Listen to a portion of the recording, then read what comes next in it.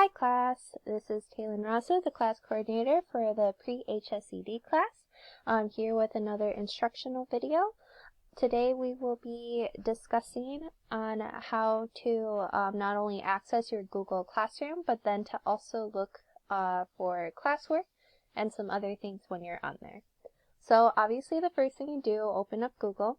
We're here on my Rosso Taylor account. This is my work Gmail.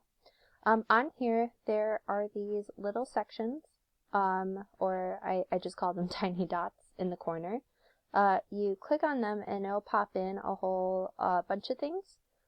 If you scroll down, there's a classroom link, so just click that.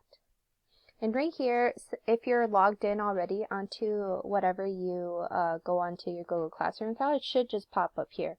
So for this class, you guys are in Communications and Civics. So this should be 236 and Miss J's class. So on here, you can see a couple of things. So you see the stream. This is where all classwork, posts, and notifications kind of pop in. So if you scroll down, you can see things that have been posted, things that have been uploaded, and all of that. This is one way to find classwork, but there's an even easier way. So right up over here is classwork. So if you click on that, a whole bunch of things will pop in. So when you go down here, Miss Joanne organizes by what are called modules. So this is for each week. So as you can see on the side over here, it says that there are 10 modules, and then there's a civics. We'll get to that in a second. So on the top here, these aren't technically assignments, but these are things that you should be looking at. So Miss Joanne really wishes that all of her students looks at this. This is the civics question. This is something to access when you are when you need to study. So let's just go and view the assignment. This isn't exactly how you do it, but when you do it, if it says view assignment, just click that. So on here, you can see that obviously I can see who turns it in and such, but if you go onto instructions, you don't have to do this because this isn't on your end. It shows that it has a civics question.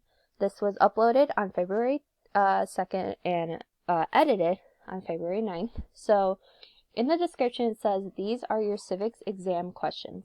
They should be studied on your own terms. What this means is that they are things that you guys should be looking at, but aren't exactly assigned in a way. They're definitely advised for you to look at because these will automatically help you for when you do take your civics exam. But if you choose not to, that is on you. But continuing on, you do have to study these notes. So as you see, these are PDFs. So what you do is that you click on these individually and they'll pop in like this. You can print them, or you can open them in different things. So if you want to annotate or anything like that, you can. But because these are, for studying, you don't really need to. So if you want to click off, you can click on anywhere on the side to click off of it. Same thing with all of these. You could just click on them and they'll be there ready for your access. These aren't due because these are just for your own sake. They're just here for yourselves. If you want to go back and look at classwork, click back on. So on the side right here, there are 3 little bars. You click on that, click back on to your classroom, and you'll come back where you started. So since we're on classwork, if you do want to look at assignments for each module, obviously, clicked on the wrong one. You'll go down over to each module. So for example, this was for week 1 for the students who weren't able to do it. These include all the work that you needed to do for that week. And most assignments also have due dates on them. So if we go to view assignment, you'll see that it says on the corner, it says due February 14th at 11:59 p.m. That means you have the entire day of February 14th to do that assignment. And if you don't do it by midnight, it is going to be automatically turned as late work. And we do get notifications if it is late or not. So be mindful of that. So right here you have your introduction. This course will be focused.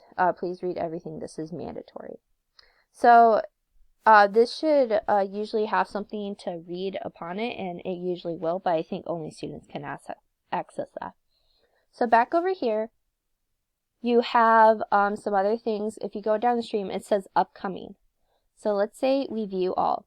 These are all of the assignments and when they are due. So for example, reading was due on February 4th. So that means that the due date was on this day, and it'll go down from the one that is sooner rather than later. So here we have February 4th, February 14th, 16th, and then the 23rd. And so when you go onto the side of that, you'll just see right over here. So it says due Sunday, due Tuesday. So it makes sure that you know when things are due. And usually if you have Google Classroom on your phone, which you can download on most devices, you can get notifications on, hey, this is due soon. And it'll help you to understand what you need to do. So yeah, this is an easy access for Google Classroom. If you're having trouble finding classwork, the other option is to look down into streams. So let's say, oh, I can't find introduction for the class, or I need to go look and see if there's anything about, let's say, a laptop. So you'll scroll down and you'll be like, oh, I think there was an announcement about it. Oh, here it is. So this is an announcement that I made about being able to contact me because I am the person you should contact before your instructor, because I will notify her. That way she knows that if someone's not going to be there, if someone's late, I'll let them know. So this is my contacts and things like that. And then let's say, oh, I need a laptop. There it is. There is the do you need a laptop or a hotspot. So this is the basic information that you need. And yeah. One last final thing. Students are able to make announcements to classes. This is another way to communicate to not only the teachers, me and Ms. Joanne, but then also for students to see as well. I would advise that you don't make announcements unless it is something where you can't get, where you couldn't communicate to us and your only option is Google Classroom, then that's easy. Because anything that you post on here or anything that you comment, because you can comment on posts, we will see and we will be notified. So on the basis of it, try not to announce anything unless you desperately need to, like if you can't get in contact with me or Miss Joanne. So with that, that's really all you need to know about Google Classroom. Obviously, if you have any questions or concerns, you can comment down below. But other than that, I hope this was helpful. Thank you.